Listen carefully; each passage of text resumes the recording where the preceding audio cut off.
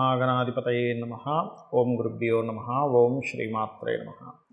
పరమేశ్వర స్వరూపమైనటువంటి జ్యోతిష, వాస్తు మరియు ఇతర అనేకమైనటువంటి శాస్త్రములను మనకు అందించినటువంటి మహర్షులకి నమస్కారం. హయగ్రీవ హయగ్రీవ హయగ్రీవేతి యోగదేత్ తస్య నిస్సరతే వాణి జహ్నుకన్యా ప్రవాహవత్. అరుణాం కరుణాతరంగితాక్షీం ధృతపాశాంకుశపుష్పబాణచాపాం అనిమాదివిరావృతాం మయూకైః అహమిత్యేవ విభావయే భవానీం. శ్రీమాత్రే నమః. ప్రేక్షకులకి ఆ లలితాంబిక అమ్మవారి యొక్క అనుగ్రహం పరిపూర్ణంగా కలగాలని మనస్ఫూర్తిగా కోరుకుంటూ మనం ఈరోజు చెప్పుకోబోయేటువంటి టాపిక్ ఏమిటి అంటే, ఇప్పుడు మనకి 1వ తేదీ నుంచి కుజుడు తన ఓన్ హౌస్లోకి ఫైరీ సైన్లోకి వస్తున్నాడు. మరియు శని కుంభరాశిలో ఉండి తన ఓన్ హౌస్ నుంచి కుజుడిని వీక్షిస్తున్నాడు. కాబట్టి ముండేన్ ఆస్ట్రాలజీ అంటే మైథుని జ్యోతిష్యం పరంగా చూసుకుంటే ఈ కుజశనులు ఓన్ హౌజెస్లో ఉంటూ పరస్పర వీక్షణ అనేటువంటిది ప్రపంచవ్యాప్తంగా దేశవ్యాప్తంగా కొన్ని మార్పులు ఇస్తున్నప్పటికీ ఇది 12 లగ్నాల వారికి లేదా 12 రాసుల వారికి ఎటువంటి ప్రభావం చూపించబోతుంది అనేటువంటి విషయం మనం ఒక్కొక్క లగ్నరీత్యా తెలుసుకుందాము. లగ్నం తెలియనటువంటి వారు రాశిరీత్యా కూడా చూసుకోవచ్చు. అయితే ఇందులో ఇది ఎప్పుడు బ్యాడ్ ఇస్తుందా, ఇందులో ఏదైనా కొంత గుడ్ కాంబినేషన్ కూడా ఉందా, ఎటువంటి పరిహార మార్గాలు చేసుకోవాలి అనేటువంటి విషయానికి మనం తెలుసుకుందాం. సింహలగ్నము, సింహరాశి. సింహం వారికి కనుక చూసుకున్నట్లయితే పర్టికులర్గా ఇక్కడ మీకు భాగ్యస్థానంలో కుజుడు, సప్తమ స్థానంలో శని. భాగ్య కుజుడు ఉన్నప్పుడు, సప్తమ శని ఉన్నప్పుడు ఈ శని యొక్క దృష్టి కుజుడి మీద ఉంది. థర్డ్ ఆస్పెక్ట్ అంటారు దాన్ని. దీనివల్ల ఏమిటి, మీరు తీసుకోవాల్సిన మొట్టమొదటి జాగ్రత్త, లాంగ్ జర్నీ చేసేటప్పుడు జాగ్రత్తగా ఉండండి. ఇది మెయిన్గా తీసుకోవాల్సిన జాగ్రత్త.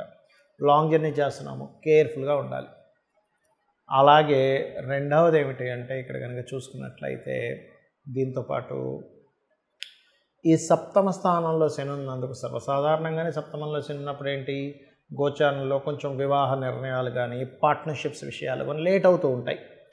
మాట్లాడేటప్పుడు లేట్గా వెళ్తూ ఉంటుంది పరిస్థితి. దాంతోపాటు ఇప్పుడు కాస్త కుజుడు దృష్టి ఉండేసరికి మీరు వివాహ సంబంధించిన విషయాలు మాట్లాడేటప్పుడు అవతల వాళ్ళు ఏదైనా మీ మీద కొంత అగ్రెసివ్ నేచర్ని చూపించే ఛాన్స్ ఉంటుంది. Because of from 7th house 3rd హౌస్లో కుజుడు ఉన్నాడు కాబట్టి.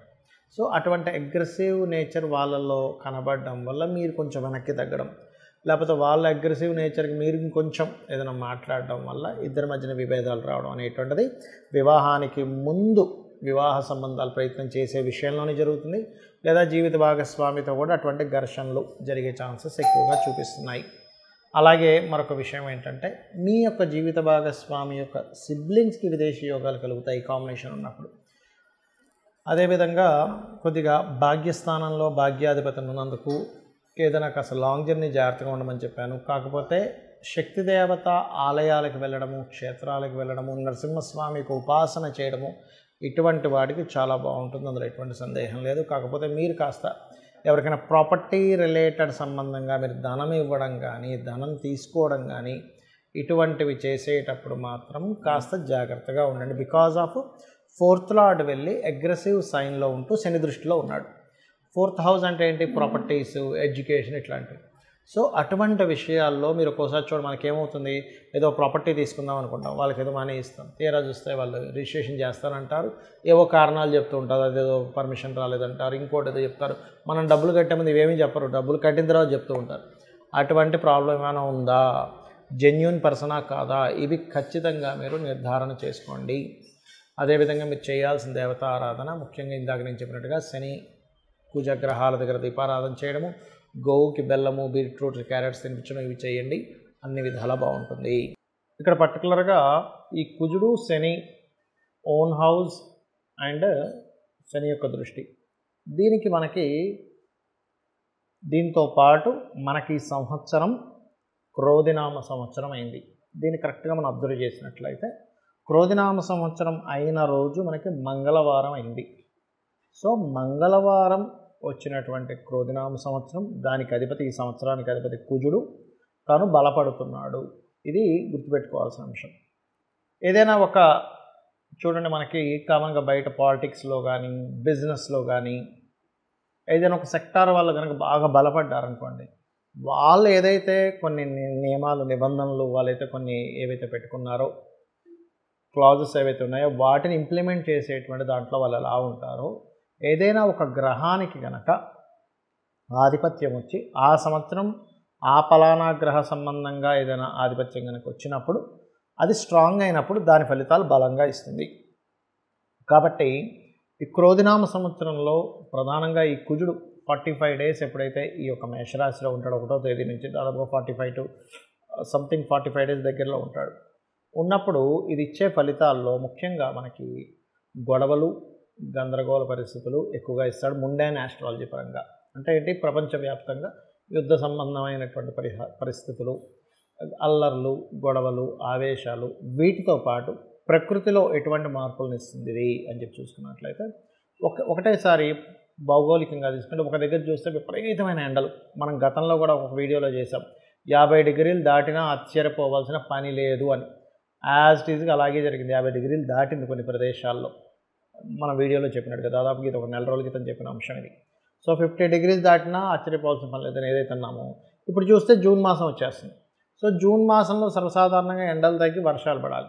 అయితే ఈ వర్షాలు ఎలా పడతాయి, ప్రకృతి ఎటువంటి మార్పులను ఇస్తుంది అంటే బాగా ఎండ కనిపిస్తున్నట్టుగా ఉంటుంది, సడన్గా వర్షం బోహన పడిపోతుంది. బాగా వర్షాలు పడుతున్నాయి, ఇంకేంటి అయ్య బాబాయ్ వర్షాకాలం లాగా ఇంకొచ్చేసింది, ఇంకేమైనా వర్షాలు పడుతున్నాయి అనగానే విపరీతమైన ఎండలు వస్తూ ఉంటాయి. అంటే ఏమిటి, కోల్డ్, రెయిన్, అదేవిధంగా వాటర్ సంబంధించినటువంటి గ్రహం ఏదైతే శాటర్న్ ఉన్నాడో ఆయన కుంభరాశిలో అర్ధజల రాశిలో ఉంటూ అగ్నితత్వ రాశుల్లో ఉండేటువంటి కుజుడిని వీక్షిస్తున్నాడు. సో ఇదేమిటి, ప్రకృతిని శాసిస్తూ ఉంటాయి గ్రహాలు, ప్రకృతిని మారుస్తూ ఉంటాయి, ప్రకృతి పరంగా అనేకమైనటువంటి విషయాలను చెప్తూ ఉంటాయి. అందుకే చూడండి, కృత్తికా నక్షత్రం మీదకి రవి వచ్చినప్పుడు కర్తరి అంటారు, రోహిణి కార్తీ అంటారు. కృత్తికా అంటే ఏంటి, అగ్నితత్వ గ్రహ రాశుల మీద, అగ్నితత్వ నక్షత్రాల మీదకి గ్రహాలు సంచరించేటప్పుడు ఆ ప్రభావం ఉంటుంది. సూర్యుడి యొక్క, భానుడి యొక్క ప్రభావం ఎలా ఉంటుందో ఈ గ్రహాలు కూడా ఓన్ హౌజెస్లో ఉన్నప్పుడు ఇటువంటి పరిస్థితులు వస్తూ ఉంటాయి. మరి అందరూ కూడా ఇప్పుడు నాకు నక్షత్రం తెలియదండి, లగ్నం తెలియదు, రాశి తెలియదు, ఏం చేసుకోవాలి? ఇదేంటంటే యూనివర్సల్గా ఇచ్చేటువంటి ఒక అగ్ని ప్రమాదాలు కానివ్వండి, లేకపోతే విపరీతమైన ఎండలు కానివ్వండి, విపరీతమైన వానలు కానివ్వండి, దేశానికి మధ్యన ఏదో తెలియని ఒక చిన్న ఘర్షణ వాతావరణం కానివ్వండి, పోలీసు, మిలిటరీ ఇట్లాంటి వాళ్ళ మీద ప్రెజర్ ఉండడం కానివ్వండి, ఇటువంటివన్నీ ఒక ఎత్తు అయితే అందరూ అంటున్నారు పంచగ్రహ కూటం వల్ల ఏదో విపత్తు వస్తుంది. పంచగ్రహ కూటం వల్ల ఎటువంటి విపత్తు రాదు, గుర్తుపెట్టుకోండి. కేవలం రవి తన నుంచి దశమ స్థానంలో ఉన్నందుకు గవర్నమెంట్ అనేకమైనటువంటి మార్పులను తీసుకొస్తుంది. దీనివల్ల ఈ మార్పుల వల్ల కలిగేటువంటి అల్లర్లు కూడా కొంతవరకు జరగవచ్చు ఇక్కడ. అయితే ఇక్కడ మనం ఎవరు ఎలా ఉన్నా, అంటే ఏ నక్షత్రమైనా వాళ్ళ గ్రహస్థితి ఎలా ఉన్నా వాళ్ళు చేసుకోవాల్సింది. మనకి లక్కీగా శనివారం నాడు ఆంజనేయ స్వామికి సంబంధించినటువంటి హనుమత్ జయంతి కూడా వస్తుంది. సో ఆ రోజు నుంచి ఈ 45 డేస్ కంటిన్యూ 40 డేస్ ఎవరైతే ఆంజనేయ స్వామి యొక్క స్తోత్ర పఠనం చేస్తారో ఉదయం సాయంత్రం హనుమాన్ చాలీసా చేసుకోవచ్చు. అంటే ఎటువంటి ఇబ్బందులు ఉండవండి. ఎప్పుడైనా శని కుజ సంబంధించినటువంటి గ్రహస్థితి వచ్చిందనుకోండి, ఎవరికైనా జన్మజాతకంలో కావచ్చు, వాళ్ళ యొక్క గోచారంలో కావచ్చు, ఏదైనా వచ్చినప్పుడు ఏమవుతుందంటే ప్రెషర్ ఉంటుంది, బాగా స్ట్రెస్ ఉంటుంది. అది ప్రకృతిలో అయితే ఆ రకంగా ఉంటుంది, మనుషులకైతే స్ట్రెస్ ఎక్కువగా ఉంటుంది, బాడీ పెయిన్స్ అని అదని ఇదని ఇస్తూ ఉంటుంది. అయితే ఇక్కడ ఎవరైతే హనుమత్ సంబంధించినటువంటి పారాయణము, మన్యసూక్త పారాయణము లేదా చండీ వినడం, చండీ పారాయణం చేయడం ఇలా ఎవరైతే చేస్తారో వారికి దీని ప్రభావం పడకుండా అదొక ఆరాలా నిలబడుతుంది.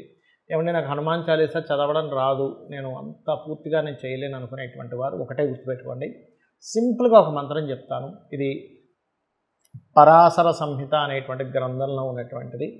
అదేమిటి అంటే ఓం హరి మర్కటాయ నమః. బాగా ఉపాసకులైతే హరి మర్కటాయ స్వాహ కూడా చేయొచ్చు, బట్ నమః ఈజ్ గుడ్. ఓం హరి మర్కటాయ నమః కూర్చొని రోజు ఒక అరగంట సేపు చేసినట్లయితే మీ జన్మజాతకంలో ఒకవేళ శాటర్న్ అండ్ మార్స్ పాడై మీ లైఫ్లో సెటిల్మెంట్ లేదు, అన్నీ లేట్ అవుతున్నాయి, మాటికి అప్ అండ్ డౌన్స్ అవుతున్నాయి, లేకపోతే బాగా ఇబ్బందులు పడుతున్నాము, ఏం చేయాలో అర్థం కావట్లేదు, ఇటువంటి సిచ్యువేషన్స్లో ఉన్నా కూడా మీరు అటువంటి కష్టమైనటువంటి సిచ్యువేషన్ నుంచి ఆ యొక్క ఆంజనేయ స్వామి బయటపడేస్తారు. ఎందుకంటే అందరూ చూడండి, మనం బాధపడే దేని గురించి, అమ్మో శనిగ్రహం యొక్క ప్రభావం ఎలా ఉంటుందో, అమ్మో నాకు ఏనాడు శని నడుస్తుందని బాధపడుతుంటాను చూసారా. శని భగవానుడిని కంట్రోల్ చేసేటువంటి బలము కొన్ని గ్రహాలకి, కొంత దేవతా స్వరూపాలకి ఉంది. ఎవరెవరు అంటే 1 ఆంజనేయ స్వామి, 2 సుబ్రహ్మణ్యేశ్వర స్వామి, 3 గణపతి, 4 నరసింహస్వామి యొక్క ఆరాధన. ఇలా శక్తి దేవత చండీకి కూడా ఉంటుంది. అంటే ఏమిటి ఎనర్జీ అనమాట. అంటే ఒక చల్లగా ఉంది ఒక ఎనర్జీ. ఆ చల్లదనాన్ని పోగొట్టుకోవాలంటే వేడి ఎనర్జీ కావాలి మనకి. అంటే బాగా చలేస్తుందండి. అప్పుడు మనం ఏం చేస్తాం, ఒక ఫైర్ పెట్టుకుంటే దగ్గరికి వెళ్ళగానే చలిపోతుంది, కానీ చలిని పోకు అంటే పోదు. సో యాజ్ ఇట్ ఈజ్ మనం దీన్ని కనుక పాటించగలిగితే అద్భుతాలు మనం చూడడం జరుగుతుంది. కాబట్టి ఇది చేయండి. ఎటువంటి క్లిష్టమైన పరిస్థితుల నుంచి అయినా మీరు బయటపడడం జరుగుతుంది.